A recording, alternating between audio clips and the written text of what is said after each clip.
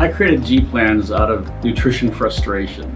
One day during nutrition studies at Duke University, we came across a revelation. We discovered that everyone has a completely unique metabolic structure and type. Eating a generic diet program will not get you the results you want, and you will continue on a path of yo-yo dieting forever. Ultimately, sustainable food programs are built within your own specific metabolic template. I eat what Dr. G tells me to eat for my metabolic type. I don't call this program a diet because I eat more than on other programs.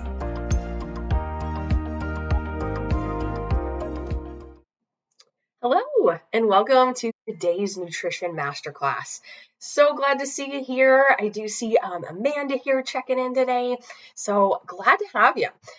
Today's topic, we're going to be diving into the keto diet. So last week we discussed intermittent fasting as sort of a trend and some reasons why it might not be the best choice for you and may not be the most sustainable plan to follow. So we're going to take a similar approach with examining the keto diet today. So again, I always like to say, just please feel free throughout this presentation. Any questions, comments that you may have, feel free to add those in the chat box and we'll definitely open up a discussion. I'd love to answer those questions at the end of this presentation today. I do want to mention today as well, we do have a very special offer going out today. So if you are a G Plans member, definitely be on the lookout at your email about 20 minutes after this call today. We're going to be sending out a one-time special offer for a one-on-one consultation with one of our nutritionists. So normally that would run about $69 for that consultation call. And today, this special offer, you'll be able to take advantage of that for just $10. So great opportunity to be able to work one-on-one with a nutritionist and have kind of things specialized a little bit more to your needs.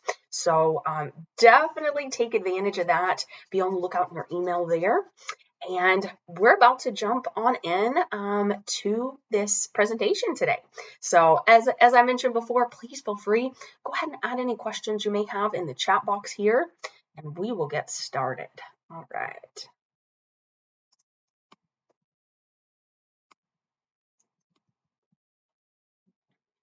Okay, so today's topic, why the keto diet may not be a sustainable approach to weight loss.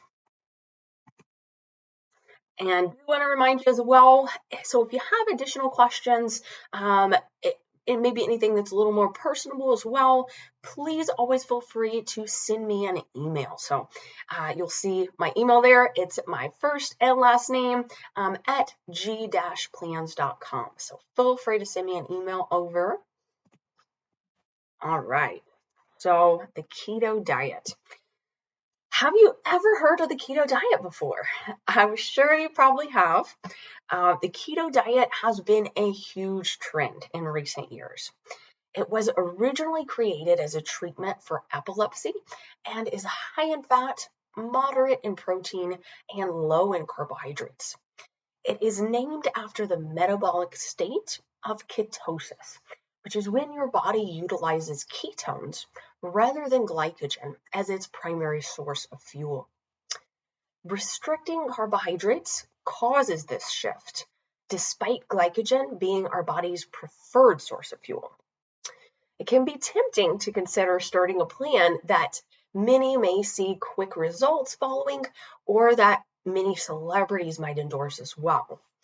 So last week, we discussed a few reasons why intermittent fasting may not be the healthiest or most sustainable plan. And today we're going to discuss reasons why the keto diet might not be the best choice as well. I do want to mention also, so go ahead and add in the chat box if you'd like. I'd love to hear your experiences. So have you ever tried the keto diet before and realized maybe it didn't work for you? Did you ever notice maybe any side effects as well? Please let me know in the chat box there, and I'd love to hear your experiences also. So what is the keto diet? Again, the keto diet involves drastically reducing carbohydrate intake and replacing it with fat. This reduction in carbohydrates puts your body into that metabolic state called ketosis. Glycogen is our body's preferred fuel source, but when carbohydrates are restricted to a certain point, ketones are then utilized by the body. The diet itself was created as a treatment for epilepsy and is certainly beneficial for that purpose. The question that we're considering today is whether the keto diet is sustainable for long-term weight loss or management, and if the diet can also affect your health potentially in a negative way. So, these are going to be a few big reasons why the keto diet might not be the best. Starting here, there have been no long-term studies on the effects of the keto diet on people. There's no denying that the keto diet is beneficial for individuals with epilepsy. For others, weight loss is likely the only real benefit to following the keto diet, and research is currently still very limited as to any negative effects that could occur from following the diet long term. Some research has shown that following the keto diet could lead to an increased risk for developing heart disease, kidney failure, Alzheimer's disease, diabetes, and cancer. In addition, some studies have also shown the keto diet may have an adverse effect on our metabolism long term, ultimately making it easier to gain weight over time. The keto diet obviously restricts an entire food group. Due to the nature of the keto diet being so extremely low in carbohydrates, this eliminates not only more processed, refined grains that are beneficial to limit, but it also limits eliminates nutritious complex carbohydrates as well. While whole food complex carbohydrates are rich in fiber, essential vitamins, minerals, and antioxidants, cutting these out is, again, going to cut out a lot of essential vitamins, minerals, and deprive your body of a lot of nutrients. So missing out on a lot of these great nutritious whole food carbohydrate sources are going to have you miss out on a lot of great nutrients that you really need. The body's preferred source of fuel, again, is glycogen, carbohydrates. So the brain's preferred source of fuel is carbohydrates. Our bodies function optimally when utilizing glycogen as fuel rather than ketones. Just because our bodies can function without glycogen does not necessarily mean that they're functioning ideally. Again, there's many possible side effects of the keto diet. When you hear about weight loss progress some have seen on the keto diet, you might not also hear about some of the common side effects many experience following a keto plan. A lower intake of fiber due to the restriction of nutritious complex carbohydrates and a higher intake of sugar alcohols from sugar-free, more processed foods that the diet does allow can then actually lead to constipation, diarrhea, stomach upset. So missing out on that fiber, and again, a lot of the times on the keto diet, there's even an emphasis on more processed foods that are going to be low carbohydrate, low sugar, and have these items like sugar alcohols. So going a little further, again, the keto diet can also cause, again, digestive issues and therefore also changes in your gut bacteria.